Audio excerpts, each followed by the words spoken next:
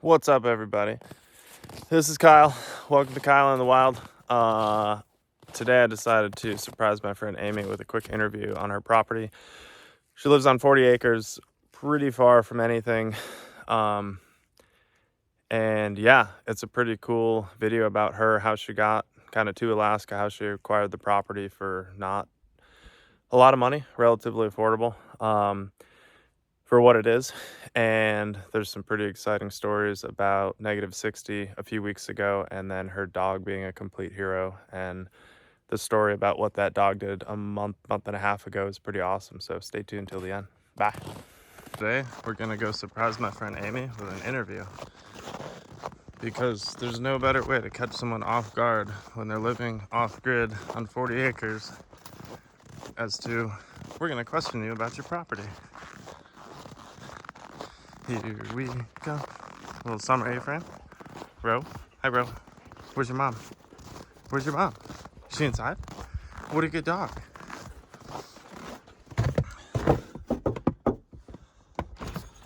I know I told you I'd only help you today, but I'm going to do a random interview. Okay. I want to see your property. Okay. I want to show other people your property. Everyone, this is Amy and Ro. And bear with Amy, she decided to break her foot when it was -55 last week to make things a little harder on herself. Right? So now I'm an old granny. Old granny cruising around the woods. No one's tougher than her. So tell me about this little A-frame. When did this get built? It got built 3 years ago this coming summer. Okay. I always said that it was a kind of a hard fastened tent. Yeah. So it's made for camping more than actually living in. It's only a 7x7. It fit my bed, and that's about it. But you spent 2 or 3 summers in there with a cat and dog, right? Correct. Or 2 cats at one point. Yes, 2 cats at one point and a dog. And the dog was a puppy. He was a puppy, but he was a little puppy. Yep. And then we, I always just said it was a harder to get into than a tent and more comfortable than a vehicle. So it's my home base for developing the rest of my property. And you slept in there when there was grizzly bears cruising around the woods? I saw a brown bear or a black bear and a moose the first week I was here and have not seen anything since. Okay. But Ronan has been very alert of things around, and I know there was quite a couple other nights when there was something close. Absolutely. Just don't know what that was. But he does a good job of staying between me and whatever it is and barking and getting it away. Yep.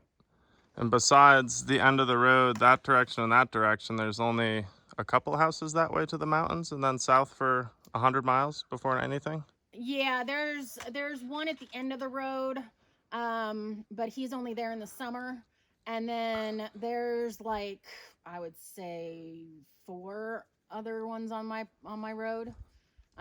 So I have a mile to my first neighbor. That's pretty far if you're in trouble. Yes, it is. Yes, it is.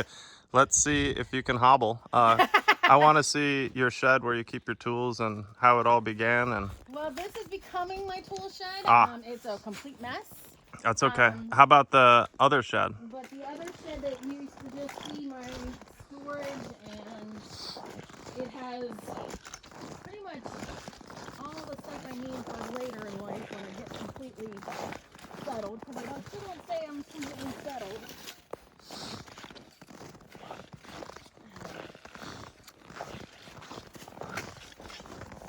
But I use this as pretty much my generator house for right now. Yep. So it has jars and canning stuff. It has my canning stove. It has a grill, which I haven't pulled out yet. Ooh, summertime. Yeah, well, and anytime I want to free meat. But I stick the generator on the chair, and it exhausts out. And that way it keeps it out of the weather. Very good. I only have it in here when it's actually going to be running. And then it's actually kept in the cabin where it's warm. because I don't want it to break. And you've had 2 generators at one point. No, No. I only had this one generator. Okay. I thought you had one that failed at some point. This one does not go into sub-zero temps. Oh. So I cannot use it to keep my truck running in sub-zero temps. So a lot of people around here use their generators to keep their engine block warm. Yep. Because we're totally off grid, and my generator is not capable of that. I would need a heater on top of that, and maybe in a tent like this, a bigger version of this, to make it so that I could keep the generator and the heater going and keep my truck. Right now, anything that's negative 40 and less or lower, I have to just keep my truck running at all times. All night long. All night long. And that's a V8, so that's what, a half a tank of fuel for a whole night? Correct. So that gets pretty expensive, huh? Yeah, it does, but it's worth it more. It's cheaper than getting a new engine every, or other avenues. So. Yeah, it is not hard. It is very hard on a truck up here when it's that cold. I can now see why most people have a garage. A heated garage. A heated garage, yep. And now that they have the heated flooring, they do the boiler system, and that's the way to go up here. That's the way to go. We got to do that in the next year or two, both your property and mine. Yeah, exactly. Cool. So you got about 40 acres. Yep, I have 40 acres that I bought through the state, through a state auction. You have to be a state resident to do that. Oh, hold on real quick. So this is funny. I was just thinking about this, and I was going to ask you, and I said, I'm nervous to tell the internet about the little secret. However, it's also true that most people who come to Alaska leave after the first winter if they come to interior. So without further ado, here's the surprise. All right, how did you acquire this land without much money? I acquired this by staying here more than a year, which, as Kyle said, that is not what most people do. They usually leave after a year if they can't handle the winter. I love winter. But if you do, you get an opportunity to buy land from the state super cheap. So I bought 40 acres for around $40,000. Wow. And it's a corner property on 2 trails. They're technically called prairie roads, so my truck can make it on there, but it's only, they only have passable sections. So when you see somebody coming, you wait for them to get all the way through the road. Yep. But I love it. I have peace. I have, independence. It's the first thing that's ever been mine. Oh. And bro, I learned something about dogs, and they tend to stay within a quarter mile of your home. So that's pretty much my property. It's a quarter mile square. So oh, cool. He pretty much will stay on my property. And he does patrols. It's the cutest little thing. And he sits and plays guard.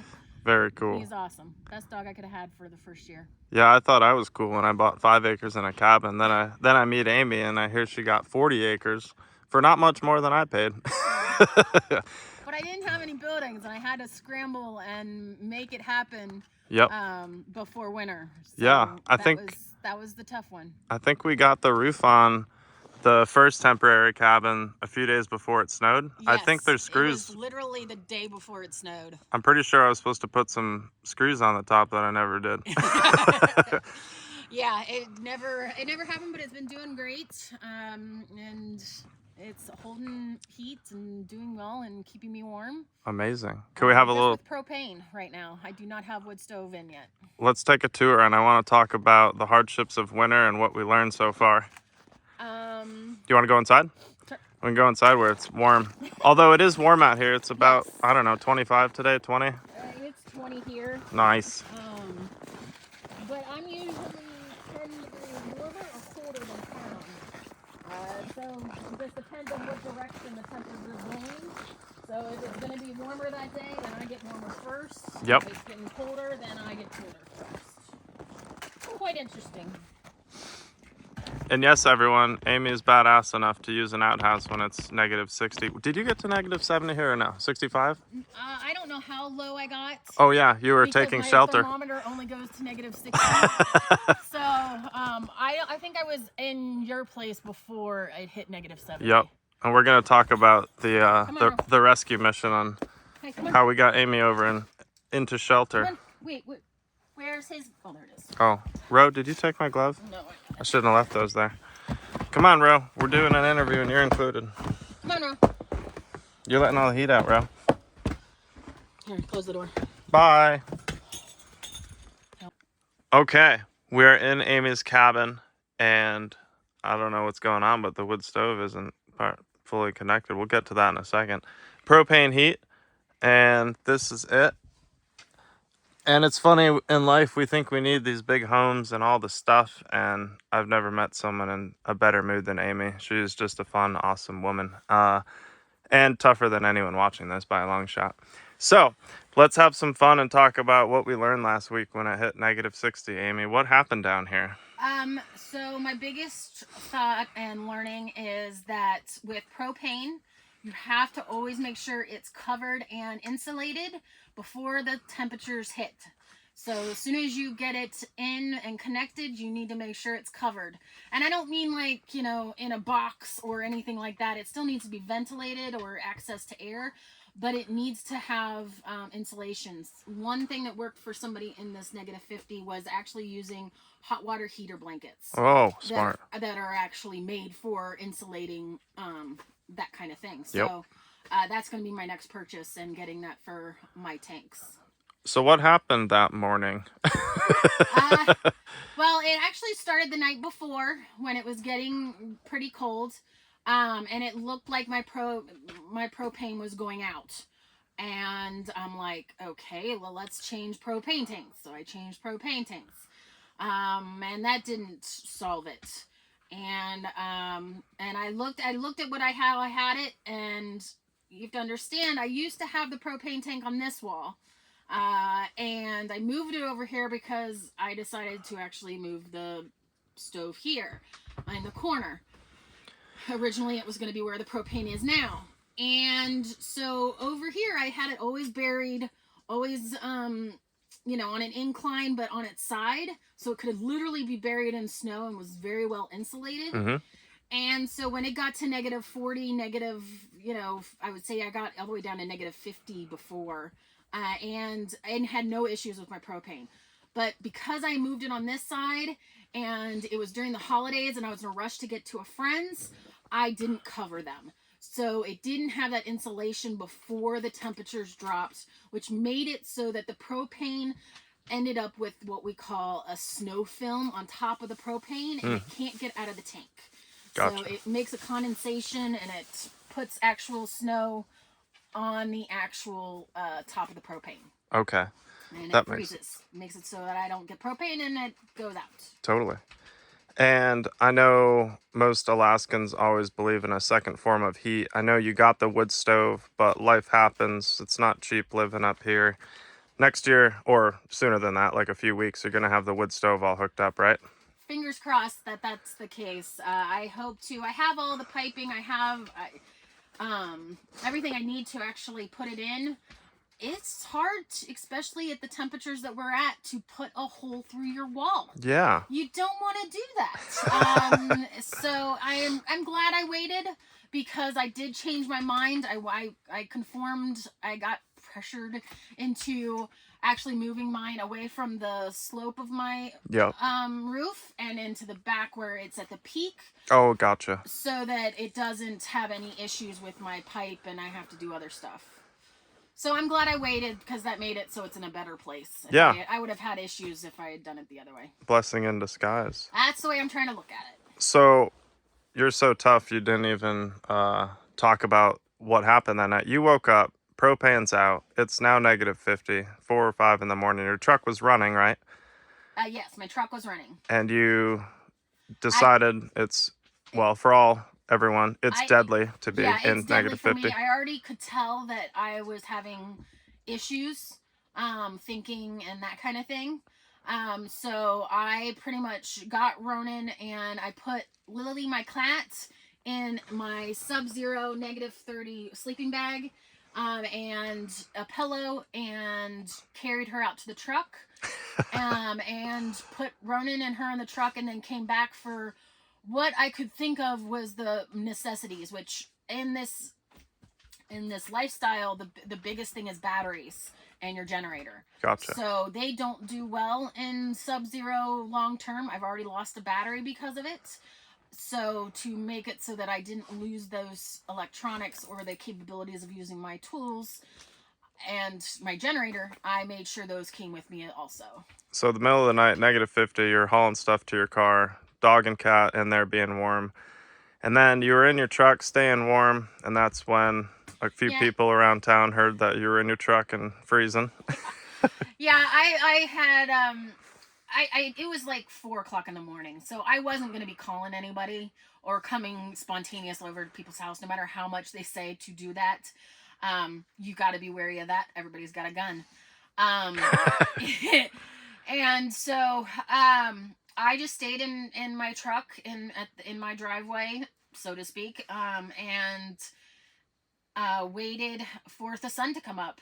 And Which was 5 hours later in it Alaska. wasn't that much 9 later. a.m.? Well, no, everybody started talking to me about six ish. Okay. So I posted on Facebook that we were safe because everybody talks about earthquakes and all that and the fires. Yep. Safety. Well, up here it's the negative temperatures. So I generally have about 5 or 6 people that anytime that the temperature gets low and they see the temperature, they're always texting me, "Hey, Okay. are you okay? Hey, and Kyle being one of them. How are you doing out there? Are you okay out there? That kind of thing. And anything you need." Um, and a lot of them surprisingly are neighbors. They're in the same neighborhood as me, or next neighborhood over. And so I literally, if I all push comes to shove, I probably could have walked there. It would have taken me hours to do. Um, but if I had to, I would have done it. And then I was in a position to allow Amy shelter from the cold. And then I was all happy and excited about the fact that everything at my house was great. And then -61 happened while I was at work. And she was at the house hanging out with the dogs, keeping the wood stove going. And I came home, no propane, and then my monitor heating system, which I'm going to go over anyone in the lower 48. I don't know how many people know about it, but that acted up. But I still had electricity and still had a wood stove, so we were safe, but that goes to show it's good to have a second heating source. Anyway, this has been super exciting, and I wanted to end the video with the rescue dog Row, and what happened I don't know, a month or two ago. What happened with Row one morning or one night? One night. So I had been told several times that wolves, especially because this was the transition into really cold temperatures, that wolves will entice your dogs away Mm. to eat them. Oh, And so I had him on a leash on the way in from work, and he was pulling something fierce. And he wasn't pulling like, "Ooh, I need to go get something." He was pulling like, "Ooh, let's go see what this is." He was all excited. He sure, wasn't scared. He sure. wasn't anything like that. But I was adamant. I wasn't gonna let him go. So we get into the house, and he kept whining at the door, whining and digging at the door, and I was like, "Ronan, you can't go outside." No, no, no. Um, and by morning, sun was up, and I finally said, "Okay, you can go free," and let him go out. And he went out, and I would say 10 minutes later, he starts barking, and not his deep "get away from my property" bark, or something bad is out here bark. It's the "oh my gosh, let's play" bark. So I went out and found him off in the woods. It's a Kong. Oh, okay.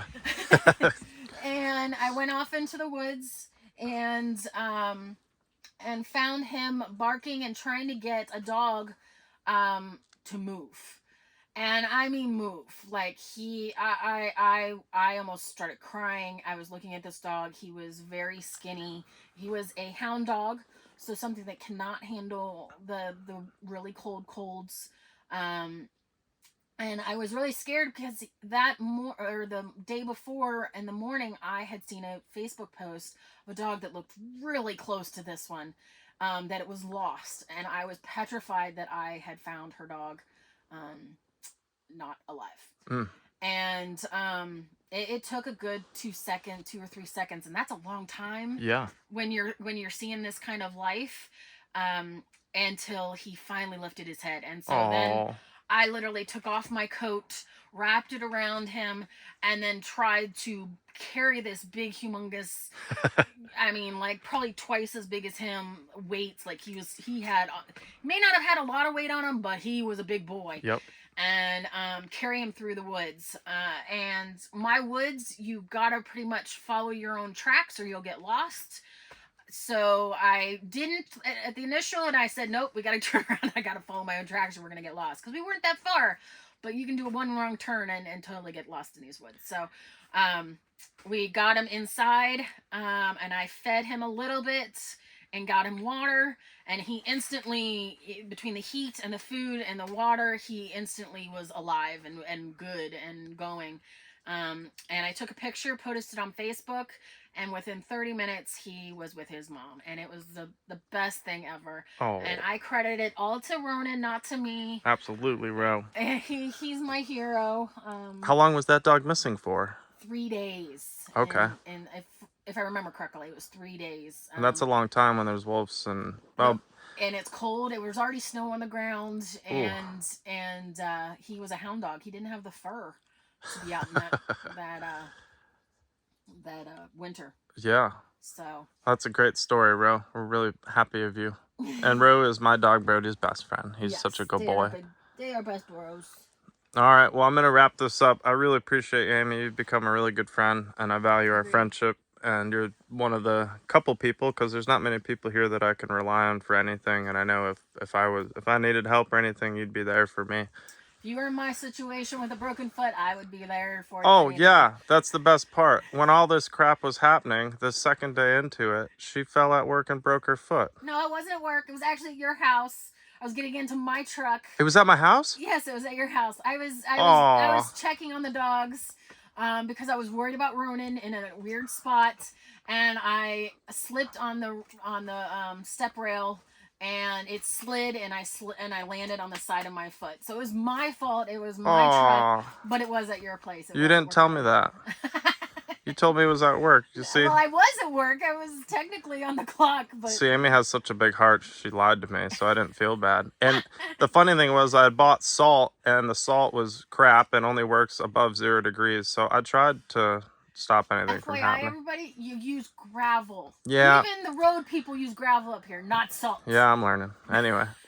All right. Well, I'm glad you're okay, and I'm happy that they're thinking no surgery. So we're going to wish Amy fast healing. And with all that being said, she's doing all this now with a broken foot, and all she does is keep smiling. So without further ado, thank you for your time, Amy. Bye, guys.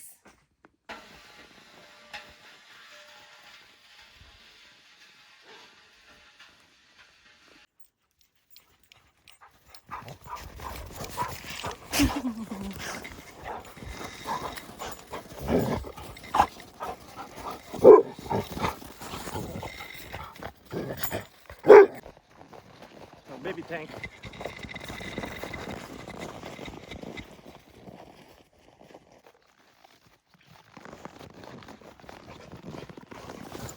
Hi, doggies.